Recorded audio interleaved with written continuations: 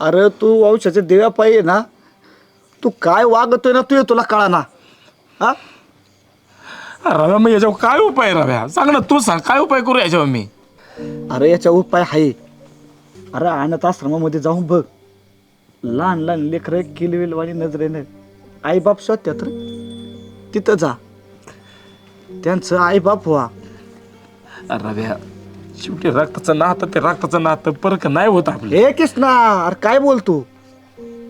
परक्याला जर जीव लावला ना, रक्ताच्या नात्यापेक्षा बिजड जाणार. तुम्हाला लेकरं नाही म्हणून तुम्हाला लेकराची किंमत कळती. ज्यांनी लेकरं टाकून दिल्यात ना, त्यांना काय त्याची किंमत. त्या लेकरांना मिठीत घ्या रे. हा भाऊजी म्हणतात ते पण खरंच आहे की. आपण ह्याचा विचार तर कधी केलाच नाही. मला माफ कर रव्या, अजून तू पण मला माफ कर. ते वंशाची देवा पाय, मी तुला चुकीचं फळ टाकायला लावणार होत, पण आता नाही. रव्या म्हणतो ना, तू उद्या आपण अनाथ आश्रममध्येच जा.